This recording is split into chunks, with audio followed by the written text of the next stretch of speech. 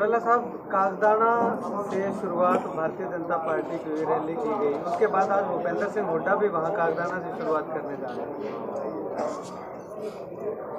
अब और तो कहीं रैली कर नहीं सकते और कागदाना को पता नहीं क्या सोच करके इन्होंने चुनना शुरू किया है। मुझे लगता नहीं कि कागदाना में कुछ हासिल करेंगे। कागदाना मेरा बहुत पुराना समर्थक गांव है और मैं हमेशा कागदाना में बहुत बड़े मार्जिन के साथ जीतता रहा हूँ। अब की बार भी कागदाना मुझे बहुत बड़े मार्जिन के साथ जिताने का काम करेगा। ना केवल कागदाना बल्कि अब की बार तो पूरा इलाहाबाद क्षेत्र जो है, आज आपने देखा है, मेरे साथ गांव में गए हो, किस तरह का उत्साह है लोगों में और किस तरह का आगे से आश्वासन दे रहे हैं, विश्वास दिला रहे हैं कि हम जो है अब की बार इस किसान आंदोलन को लेकर बीजेपी को और कांग्रेस को दोनों को सबक सिखाएंगे, क्योंकि ये दोनों ही इन 3 कृषि के काले कानूनों के लिए दोषी है।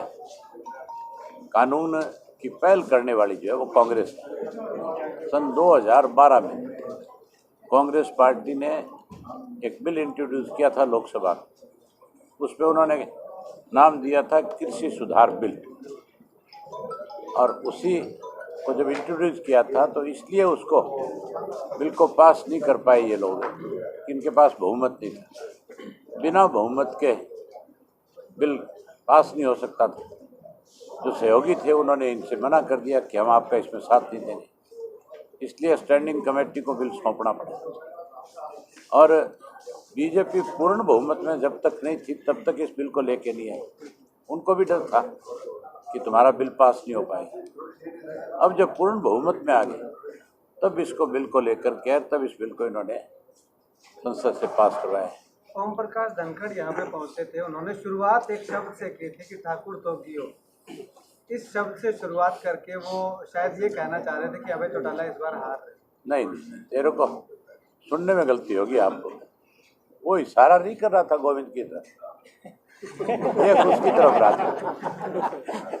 जब ये बात कह रहा था तब देख गोविंद की तरफ रहा था। मैंने उसकी वो वीडियो देखी थी अच्छे से। उसने कहा था नाम नहीं लूंगा मैं, तो खुद ही कह के गया बेचारा कि हमारे से गलती होगी, हमारे वाला तो गया। चौधरी रणजीत सिंह, जो कि कल तक कांग्रेस अगर बात करें तो कांडा के सामने चुनाव लड़ते थे और ये भी कहा था कि कांडा के समर्थक उनसे काम करवाने के लिए ना आए, लेकिन आज वो उनके साथ वोट मांगते हुए घूम रहे हैं। चौधरी रणजीत सिंह से पूछो आप ये बात पूछी थी सर कि आप जिसके बारे में क्या क्या आरोप लगाते थे, जिसके बारे में आप किस तरह के शब्दों का प्रयोग करते थे, आज आप उसको समाज सेवी बता रहे हो। आज आपको उसको पता नहीं कितना हितैषी बता रहे हो। कम से कम आदमी को, रणजीत सिंह की जगह अगर मैं होता तो मैं 1 मिनट में भाजपा को ये कह सकता था कि मैं ऐसे व्यक्ति के लिए वोट नहीं मांगूंगा जिसके लिए कल मैंने लोगों के बीच में खड़े होकर के फिर 4 बात सुनी। रानिया में कैसे जाएंगे तो रणजीत सिंह? रानिया में जाए लोग पूछेंगे नहीं तो किसके लिए वोट मांग के आएंगे? अजय सिंह चौटाला का कहना है जी कि तीनों पीढ़ियां एक सीट को बचाने में लगी हुई हैं। इससे पहले उन्होंने झंडा और डंडा दोनों जो है वो अभय सिंह चौटाला को संभलवा। कोई और सवाल है तो करो, ये तो बहुत पुरानी बातें हैं। अजय सिंह जी रटी रटाई बात करते हैं। चौटाला साहब, एक मामला है जो सोशल मीडिया पर वायरल हो रहा है, क्या है जी? क्या है? खटखड़ टोल प्लाजा का क्या है? सोशल मीडिया के ऊपर वायरल हो रहा है मैसेज कि ओम प्रकाश चौटाला जी को बोलने का। सब फजूल की बातें हैं। कोई सच की बात है तो करते। चौटाला साहब, आचार संहिता लगी हुई है, भेजा किसी ने तरफ नहीं क्या? चौटाला साहब, आचार संहिता लगी हुई है, लेकिन बीजेपी के लोग हैं जो गांव के अंदर पूरे के पूरे बूथ संगठन तक काम कराने का प्रयास कर रहे हैं। कौन करा रहा है? ये बीजेपी के लोगों को आश्वासन दे रहे हैं कि अभी काम करवा देंगे, यानी वोट तब देना तब काम करवा देंगे। क्या आचार संहिता के अंदर काम हो सकता है? हाथ में सरसों का भी उगी है। सर एक ये तो हाथ में सरसों उगाने वाली बात है, ये भी करा देंगे। आचार संहिता लगी हुई है, कोई भी व्यक्ति कितना भी बड़ा आश्वासन दे दे 30 तारीख से पहले कुछ नहीं कर सकता। अगर कुछ करेगा तो इलेक्शन कमीशन उसके खिलाफ कार्रवाई करेगा। इनेलो के पूर्व में अध्यक्ष है अशोक अरोड़ा, वो भी प्रचार कर रहे हैं। वो प्रचार ये कर रहे हैं कि आप बाबा साहब भीमराव की फोटो लगाते हो, उसको लेकर हम चुनाव आयोग के पास जाएंगे। जाओ, क्या कोई रोका है?